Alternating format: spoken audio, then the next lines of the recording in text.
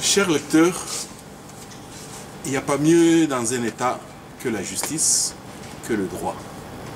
Depuis un quart de siècle, notre pays a des problèmes très sérieux par rapport au droit et au droit aux gens d'avoir leurs biens. Nous avons rencontré une dame et nous aurons l'occasion de la montrer, mais pour le moment, nous introduisons seulement cet élément. Et nous a parlé d'un problème très pathétique qui nous a fait mal.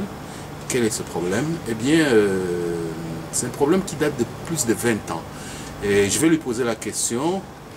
Souffrez de n'entendre que ça va pour le moment et vous aurez peut-être l'occasion de la voir prochainement parce que ce n'est qu'une introduction. Madame, bonjour. Bonjour, monsieur Fita. Et vous m'avez dit que vers les années 1972-74, vous aviez acquis, enfin votre famille avait acquis un bien suite au mouvement qu'il y avait eu à l'époque où l'État avait aérianisé tout ce qui appartenait aux Blancs. Oui. Et comment cela a-t-il évolué? Disons que, en application de cette loi de 1974, nous étions, ma mère en l'occurrence, exploiter une boulangerie avec des ressortissants français, dont la concession, une partie de la concession qui aujourd'hui est occupée par l'école française René Descartes et le cercle français. La concession se trouve à l'arrière.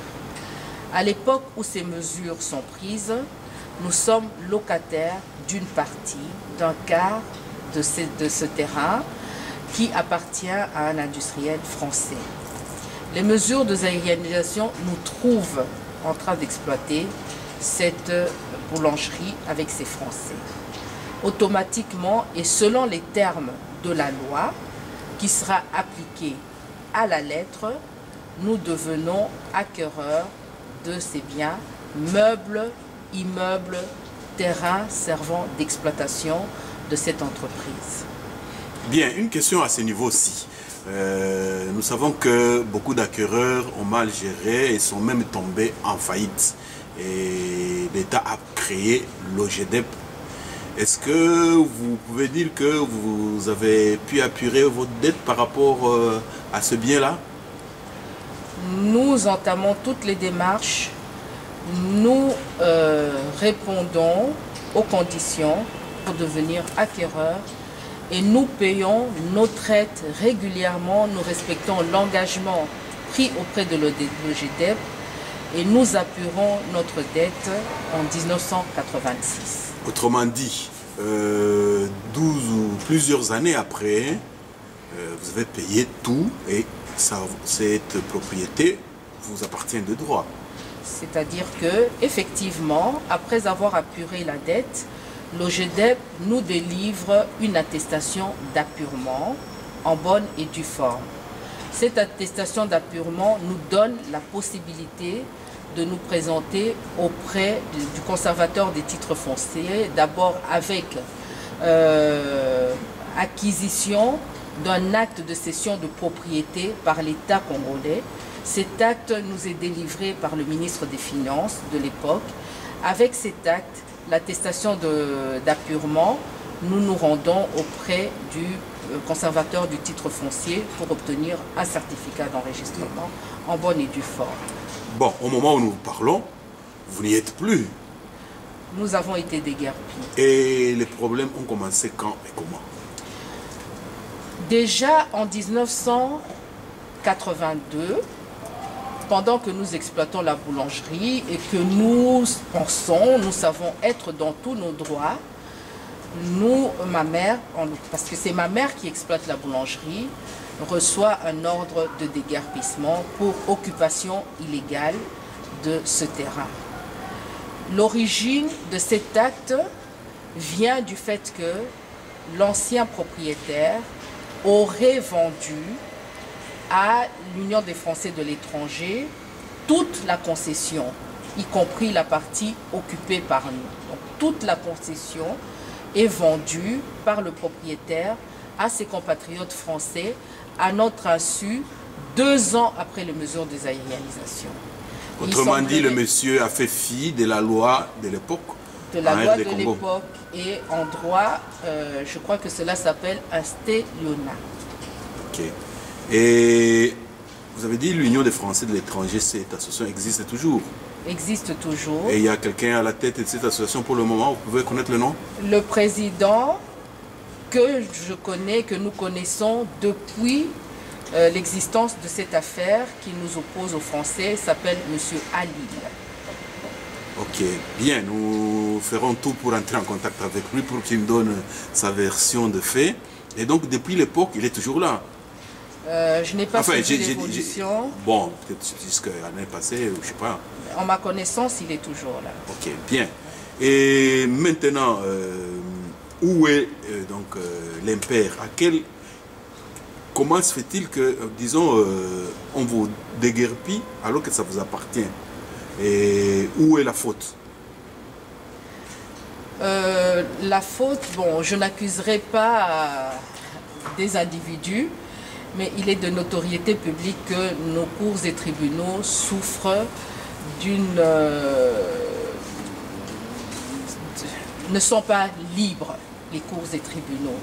La séparation des pouvoirs ne se fait pas. Et donc, c'est peut-être au niveau des cours et tribunaux, les turpitudes de nos autorités qui font que nous ayons été dépossédés du bien, malgré le fait que nous sommes en possession de tous les documents en règle. Donc de 82 à 86, nous sommes traînés en justice. Au premier degré, les Français gagnent parce qu'on n'avait pas bien approfondi les mesures de zaïrianisation. C'était quelque chose de très nouveau pour les Congolais. Les avocats ne s'étaient pas encore suffisamment spécialisés dans la matière. Nous faisons appel au deuxième degré et nous gagnons le procès pour vice de qualité. Les Français pourvoient en cassation, leur pourvoi est rejeté, encore une fois, pour vice de qualité. Cela se produit en 1986. Donc nous avons épuisé les 3 degrés, les 3 juridictions dans cette affaire. Et pour nous, l'affaire elle est close. Et nous continuons à exploiter la boulangerie. Dans les faits également, les Français eux-mêmes s'adressent à nous, à moi personnellement, à ma personne, pour bien délimiter les espaces. Ils font des travaux, ils érigent un mur mitoyen de séparation, ils déplacent le pont traversant la rivière Gombe, qui servait de pont de desservir, qui nous desservait pour atteindre la concession. Ils le déplacent le long du mur de l'école belge. Tout ça signifie que les Français de l'époque avaient, les gens qui étaient les représentants de l'Union des Français de l'étranger, oui, avaient accepté le verdict de la Cour dans les faits. Donc depuis 1986, nous sommes tranquilles, nous exploitons toujours cette boulangerie, nous utilisons des veuves du Kankokolo qui viennent chercher le pain, qui le distribuent, une centaine de travailleurs congolais qui aujourd'hui se sont retrouvés au chômage du fait de la destruction totale de cette boulangerie. Et ça a été détruit en quelle année? Détruit en 2009. Et totalement. Sur base de quoi ceux qui ont détruit votre boulangerie, sur quel document est-ce qu'il s'est basé? Donc comme je vous le disais, en 2006, l'affaire rebondit. Notre maman reçoit un courrier du gouverneur de la ville, Kimbunda, qui lui demande de déguerpir encore une deuxième fois.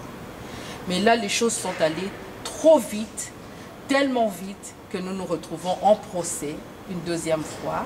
Un procès qui dure de 2006 à 2009. Et là, la cour d'appel de la Gombe donne raison aux Français et nous dépossèdent du bien. Donc ils obtiennent toutes les autorisations des autorités militaires, politico-militaires, pour pouvoir nous déguerpir et occuper les lieux.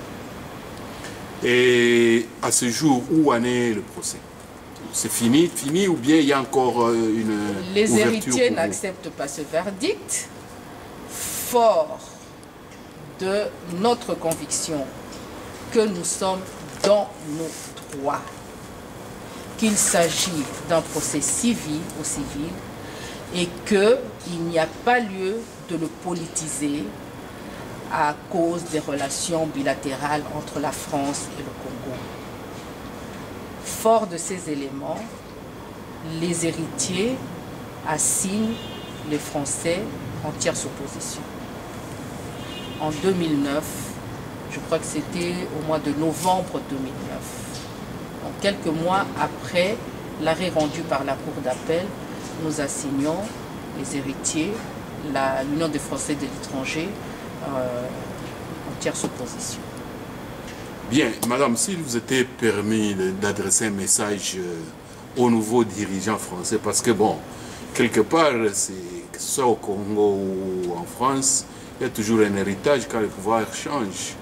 Et si vous étiez donné l'occasion d'adresser un message au ministère français qui s'occupe des différentes chancelleries dans le monde, qu'est-ce que vous leur diriez par rapport à ces dossiers-là? Ce que je dirais, c'est tout simplement de laisser dire le droit. Le dossier est assez volumineux. Nous avons suffisamment d'éléments de droit qui vont en faveur de notre position. C'est-à-dire que ce bien nous appartient de droit. Et si intervention il y a à faire, c'est au niveau des éléments de droit. Ce n'est pas en profitant de la faiblesse d'un État qui se construit, qui essaye de devenir démocratique à leur demande, parce qu'ils nous donnent des leçons de démocratie. Ils devraient eux-mêmes, comme on dit, prêcher par l'exemple. C'est-à-dire laisser dire le droit et ne pas influencer par quelque moyen que ce soit la décision des juges et des cours des tribunaux. Laisser la justice dire le droit, aider le Congolais à construire un pays de droit. C'est tout ce que nous demandons. Si nous n'avons pas droit à ce bien-là, nous laisserons tomber les bras. Mais aussi longtemps que nous avons cette conviction que ce bien nous appartient du fait que le Congo est un pays souverain et que nous, en tant que peuple congolais, à cette époque, avions bénéficié d'une loi qui n'est pas encore abrogée, il faudrait que nos partenaires français tiennent compte de ces éléments et nous laissent tranquilles, parce que maintenant, au moment où nous parlons, c'est toute une famille qui a subi des conséquences néfastes. On ne va pas ici toutes les énumérer, mais c'est toute une famille qui se retrouve à la rue, sans revenus, sans moyens de survie dans un pays comme le Congo, qu'ils connaissent bien, que vous connaissez bien, et où on essaie de relever le niveau quand même de tous les Congolais. Bien, madame, nous vous remercions pour cet entretien et nous promettons à nos lecteurs que nous irons un peu plus en profondeur parce que, comme nous l'avons dit au début, c'est un dossier qui date de plus de 20 ans et avec tous les changements de gouvernement, de régime et connaissant aussi la légèreté de certains de nos compatriotes face à l'argent, nous sommes convaincus qu'il y a des failles qu'il faudrait relever et donc nous entrerons en contact avec l'autre partie pour être équitable dans le traitement de l'information et à la prochaine, chers lecteurs.